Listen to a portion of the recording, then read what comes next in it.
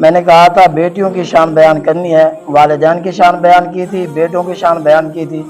آج انشاءاللہ العزیز بیٹیوں کی شان بیان کرنی ہے۔ اللہ تبارک و تعالیٰ اپنی پاک کلام میں ارشاد فرماتا ہے، سورۃ النحل ہے، آیت نمبر 58 ہے۔ میرا رب ارشاد فرماتا ہے وَإِذَا بُشِّرَ أَحَدُهُم بِالْأُنثىٰ ظَلَّ وَجْهُهُ مُسْوَدًّا وَهُوَ كَظِيمٌ۔ مشرکین کے ہاں جب بھی لڑکی کی خوشخبری سنائی جاتی تو سارا دن ان کا منہ جو تھا کالا رہتا، وہ پریشان رہتے کہ اللہ نے ہمیں بیٹی کیوں دی ہے، بلکہ وہ خود ذلیل ہو جاتے اور بیٹی کو ذلیل سمجھتے کہ بیٹی نہ ہوتی بیٹا ہوتا۔ اور دوسرے مقام پر کافر کہتے ہیں مشرک کہ اللہ کی بیٹیاں ہیں، فرشتوں کے بارے میں اپنے لیے بیٹی پسند نہیں کرتے۔ وہی مشرک کہتے ہیں کہ اللہ تبارک و تعالیٰ کی بیٹی ہے جو اللہ کے فرشتے ہیں اس پر۔ اور دوسرا یہ کام کرتے جب دیکھتے ہماری عورت حمل سے ہے تو وہ گھر چھوڑ کر لوگوں سے چھپ کر نکل جاتے، جب تک خوشخبری نہ سنائی جاتی گھر میں واپس نہ آتے،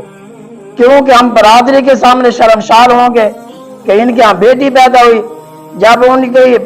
عورت حمل سے ہوتی، جب تک بیٹی یا بیٹا پیدا نہ ہوتا گھر نہ آتے، جب انہیں خبر پہنچتی تمہارے ہاں بیٹی پیدا ہوئی ہے پھر آگے چلے جاتے، واپس گھر نہ آتے۔ پہلا ظلم یہ کرتے جب بیٹی ہوتی تو بیٹی کو لے کر پہاڑ کی چوٹی پر جا کر بیٹی کو پھینک دیتے، اور دوسرا یہ کام کرتے کھڈا کھود کر بیٹی کو زندہ ہی دفن کر دیتے، یا تیسرا یہ کرتے چھری اٹھا کر بیٹی کو ذبح کر دیتے۔ پہلے بیٹیوں کا یہ حال تھا، حضور کے آنے سے پہلے ماں کے گلے میں رسی ڈال کر اسے گھسیٹا جاتا،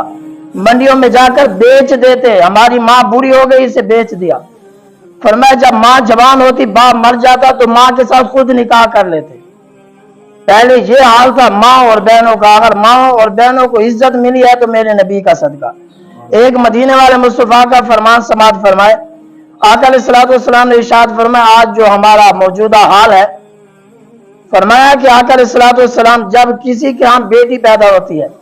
اللہ تبارک و تعالیٰ فرشتے کو حکم دیتا ہے، فرشتے آتے ہیں اس گھر میں آ کر دروازہ کھٹکھٹا کر سلام کرتے ہیں، سلام کے بعد گھر والوں کو دعا دیتے ہیں۔ فرشتے دعا دے رہے ہیں کہ تمہارے ہاں بیٹی پیدا ہوئی ہے، تم پر سلامتی ہو۔ اور دوسرا کام کیا کرتے ہیں، فرشتے اس لڑکی کے سر پر ہاتھ پھیرتے ہیں، کہتے ہیں تو کمزور جان سے پیدا ہوئی ہے، کمزور ہے۔ اور تیسرا انعام کیا ملتا ہے، فرمایا پہلا یہ کہتے ہیں اس لڑکی کو، ایک یہ انعام ہو گیا، گھر والوں کے لیے دعا بھی کرتے ہیں سلام، لڑکی کو گود میں لیتے ہیں، بلکہ یہاں تک لکھتا ہے جب لڑکی پیدا ہوتی ہے رب کہتا ہے اس کا رزق میرے ذمہ آ گیا، بلکہ لوگ پریشان ہو جاتے ہیں۔ اور تیسرا انعام فرمایا جب بیٹی کے سر پر ہاتھ پھیرتے ہیں گھر والوں کو سلامتی کی دعا دیتے ہیں،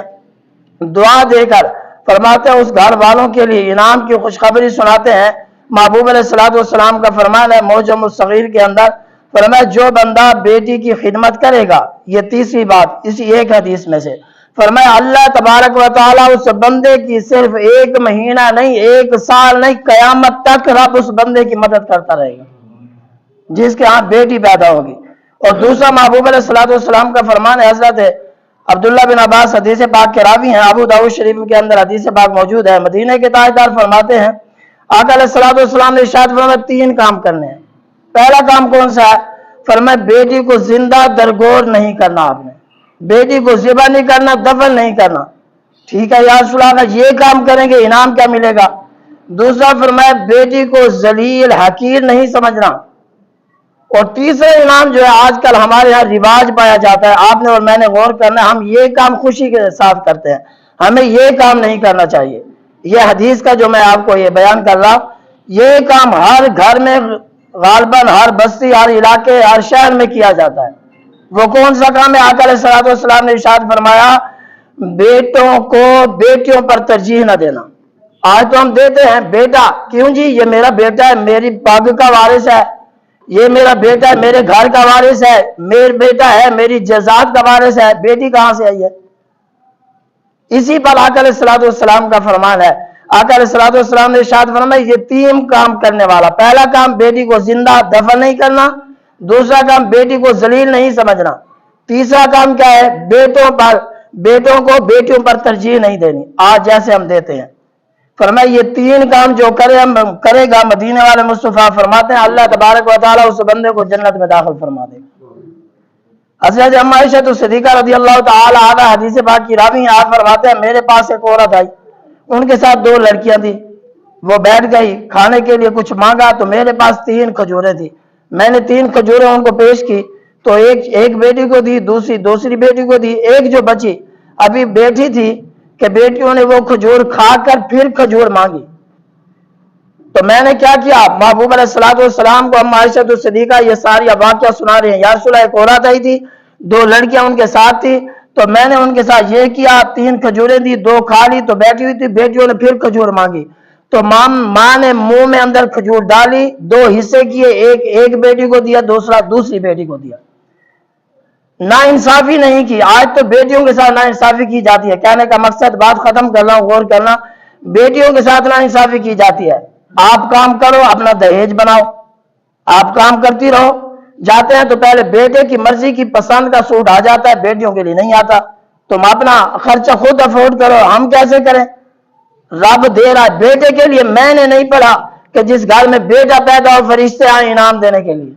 بیٹی کی ہاں میں نے پڑھا ہے، ہو سکتا ہو تو میں مان بھی لوں گا۔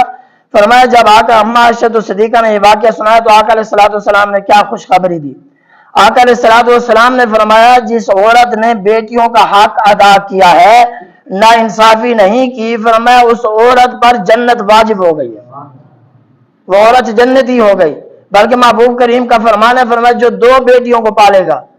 آقا علیہ السلام نے شاہد فرمایا جو 3 بیٹیاں پالے گا ادب سکھائے گا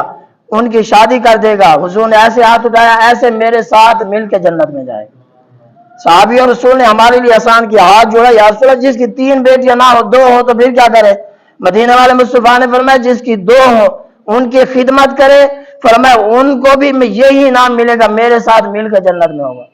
صحابہ کہتے ہیں ہم نے اور بھی آسان کر دیا، یا رسول اللہ جس کی 2 نہ ہو 1 ہو، تو حضور کی رحمت جوش میں آئی، حضور نے فرمایا نہ 3 والا بھی وہی انعام لے جائے گا، 2 والا بھی وہی انعام لے جائے گا، فرمایا جس کی 1 بیٹی ہوگی اسے بھی یہی انعام مل جائے گا۔ یعنی آج آپ اور میں نے غور کرنا ہے، عید آ رہی ہے قریب، میرا بیان کرنے کا مقصد یہی تھا، فرمایا بیٹیوں کے سر پر ہاتھ رکھنا ہے، جو چیز لے کر جائیں پہلے بیٹیوں سے شروع کریں، بیٹوں کو بعد میں دیں۔ زمین کی باری آتی ہے، اگر باپ زندہ ہے تو بیٹوں کو دینے سے پہلے شریعت کا یہ فیصلہ ہے برابر زمین دینی چاہیے، اگر 1 بیگھہ بیٹے کو دیا 1 بیگھہ بیٹی کو دے گا، یہ نہیں ہے شریعت اجازت نہیں دیتی بیٹے کے نام کر دو بیٹی کو مار دو یا لکھوا دو میری بیٹی مر گئی تھی۔ آج تو جس کے ہاں بیٹی پیدا ہو تو گھر والا طلاق دے دیتا ہے، وہ عورت جو اس کے بیٹے کی ماں ہوتی ہے وہ کیا کہتی ہے اگر تیری گھر والی کو دوسری بیٹی ہوئی تو اس کو طلاق دے دینا، بلکہ خود بھی عورت ہے اور نفرت بھی عورت سے کر دے گی۔ اسی ہمارے معاشرے میں دور کی بات نہیں، اسی شجاباد کی میرے علاقے کی بات ہے، جب بیٹی پیدا ہوئی تو ماں نے کہا بیٹے کو گھر والی کو طلاق دے دے، بلکہ قرآن کا فیصلہ ہے، رب کہتا ہے میں میری مرضی ہے، جس کو چاہوں بیٹا دوں جس کو چاہوں بیٹی دوں جس کو چاہوں کچھ بھی نہ دوں، یہ قرآن کا فیصلہ ہے، جو انکار کر رہے ہیں وہ قرآن کا انکار کر رہے ہیں۔ دعا اللہ تبارک و تعالی ہم سب کو اس پر عمل کرنے کی توفیق عطا فرمائے، حقیقی معنی میں بیٹیوں کے حق ادا کرنے کی توفیق عطا فرمائے۔ وما علینا الا البلاغ۔